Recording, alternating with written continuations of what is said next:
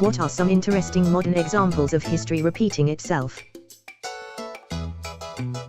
In 1982, after breaking through to stardom on Saturday Night Live by showcasing his prowess as an extremely talented physical comic, which then led to a successful film career, John Belushi was found dead from an overdose of heroin and cocaine at the age of 33.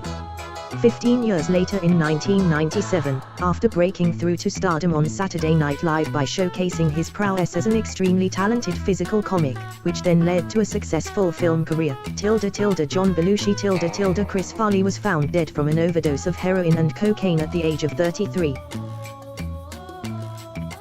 A lot of it happens in corporations.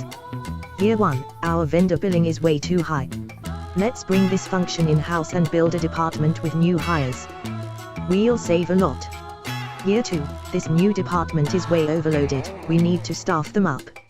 Year 3, this department needs a unified strategy and process, they are working on stuff all over the place and getting annoyed. Year 4, the process means we can't get anything done, our staffing costs are through the roof, and due to internal politics we can't get certain jobs done. We're going to outsource some of this work to vendors. Year 5, we regret that we've had let the entire department go, and we will now be using external vendors to fulfill all these tasks. We thank that team for their years of service. Year 8, our vendor billing is way too high. Let's bring this function in-house and build a department with new hires. We'll save a lot.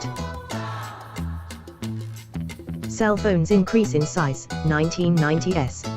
Cell phones decrease in size, 2000s. Cell phones increase in size, 2010s. Cell phones decrease in size, 2020s.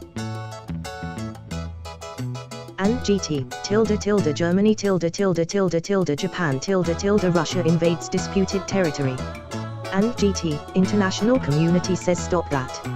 And GT, Germany, Japan, Russia just does it again. It's like poetry.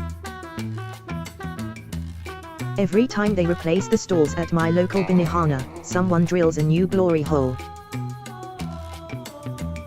Streaming services such as Netflix are beginning to look a lot like cable, where you select and pay for the channels you want. Netflix, Prime, HBO, Disney, Hulu, etc. Pretty soon they'll start packaging them. Freedom slowly being restricted in the name of security. Kids getting measles, BC people won't vaccinate. I ruin my sleep with Reddit and promise to go to bed earlier. Next day. Did it again. Great Britain, 1959. I say, I do so enjoy naughty images. In fact, I fancy myself a right now. That is truly despicable, Reginald. Such images should be outlawed. Goodness me, why? Think of the children. I beg your pardon. The children, Reginald. What if they happened to see such debauchery? Ah, I see. Righto, I suppose we'll have to ban the stuff. Shortly thereafter. Confound it all. My nether regions require inspiration. Unban the debauchery. Great Britain, 1964. Oh, what delightful portraits of Pivanda. I dare say I might pleasure myself post-ast. How utterly repugnant, Basil.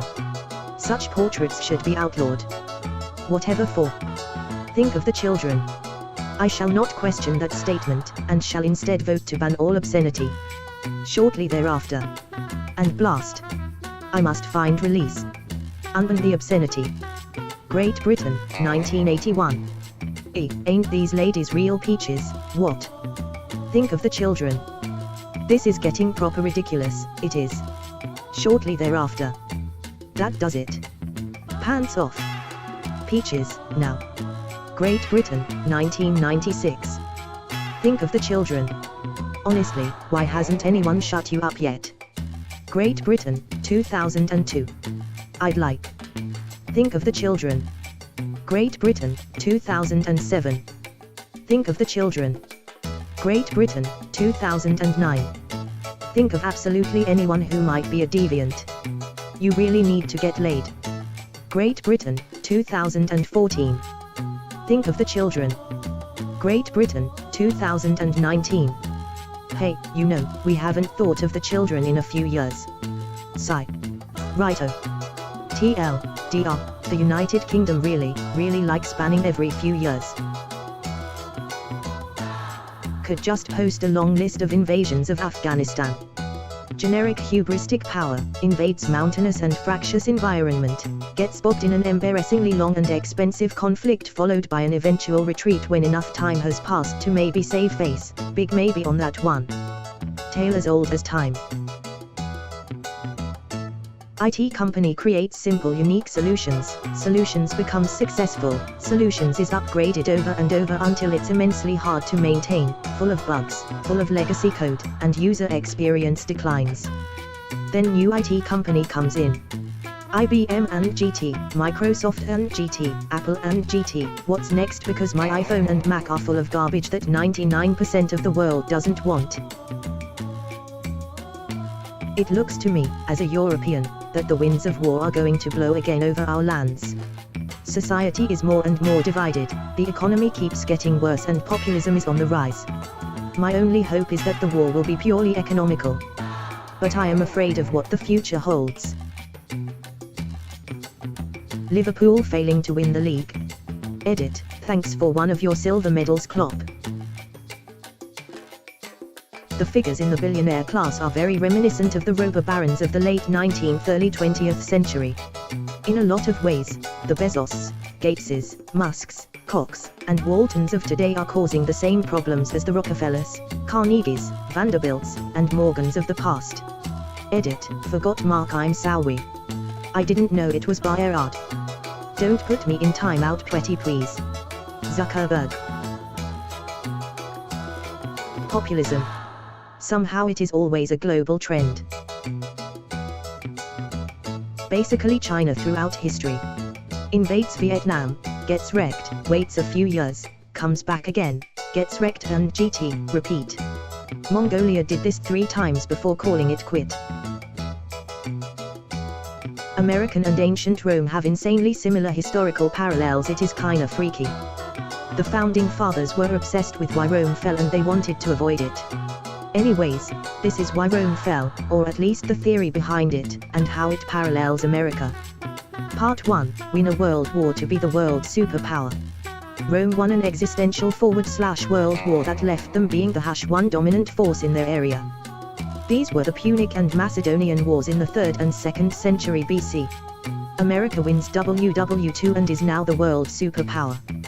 Part 2, become the richest nation in history due to winning said war in Part 1. Rome was left with owning / conquering all the Mediterranean and parts of Western Asia. This led them acquiring an enormous amount of wealth and slaves to disperse throughout their empire. America doesn't conquer other places, but de facto they control and exploit the economy of all their allies, and America rapidly becomes the richest nation in history after WW2.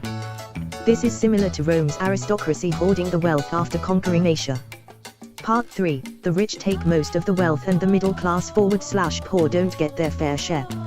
Rome, even though it was a republic and not a monarchy, Roman aristocracy were so greedy that they hoarded all the wealth from the middle class and poor and also took their land. American politicians and elite are so greedy that they continually squeeze the middle class and poor for money to line their pockets. Part 4, the middle class lose their jobs and identity. Romans imported slaves which replaced the middle class jobs for Romans. The Roman middle class lost their jobs and identity and were increasingly upset with the aristocracy. American middle class loses their jobs to exported cheap labor and automation. Similar to Roman citizens losing their jobs to slaves. Part 5, elect outside populist leaders because you can't trust the elites running the current government. This means breaking laws and traditional norms. Populist leaders often just tell the people what they want and then rule selfishly and don't help the people. Roman citizens started electing populist demagogues outside the political structure because the Roman aristocrats were constantly lying forward / exploiting the political system to their advantage. The Gracchi brothers are essentially elected socialists who are killed by the Senate.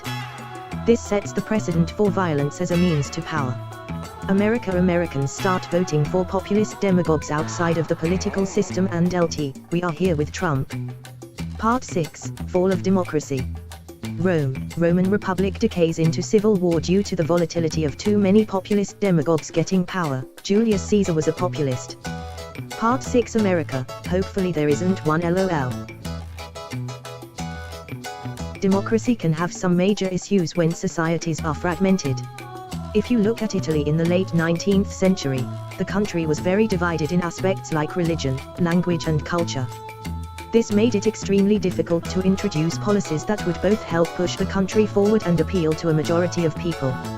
It was a big factor in the rise of Mussolini and his fascist ideology that would relentlessly push forward policies without much regard to their popularity. Now, our society is generally more fragmented than ever. Having such a multicultural society is unprecedented, and it's pretty easy to spot the differences between what different groups desire. This is why far left and right ideologies are being romanticized by so many people. They see these groups as the only ones who can make significant changes in the aspects of life they find important. This, post-WW2 anti-fascist educational film. From the video description, the film depicts the rise of Nazism in Germany and warns Americans against repeating the mistakes of intolerance made in Germany. / it teaches how to recognize and reject propaganda, as was used by the to promote to bigotry and intimidation. It shows how prejudice can be used to divide the population to gain power.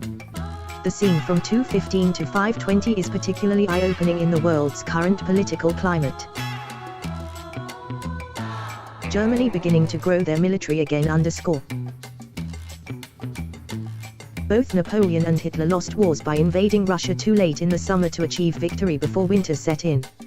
In both cases, the Russians took advantage of their greater resilience to the brutal cold to drive the invading armies back.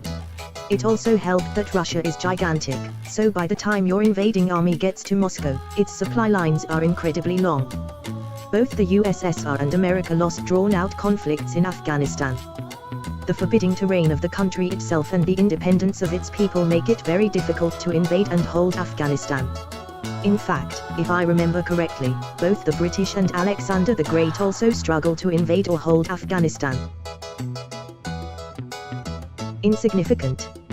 But cars were all push-button start for a long time between when car starters were invented and security keys were deemed necessary. Now all new cars have them because security keys are digital. Sticking my in crazy. Never gonna do that again, said that at 17. Must have done it a few dozen times since. Fool me once, shame on you. Fool me like 30 more times, shame on me. North Korea pledging to move toward denuclearization, coming to the negotiating table to get sanction pressure reduced, rinse and repeat. Throughout history, cathedrals other than Notre Dame in Paris have experienced devastation in many forms. Fire, bombing, ransacking, earthquakes and other forms of destruction have taken their toll. Many of them have either been rebuilt or restored. Go to work, talk to people, get off, lose faith, go home, sleep. Go to work, talk to people. Societies becoming too large, then breaking off into other societies.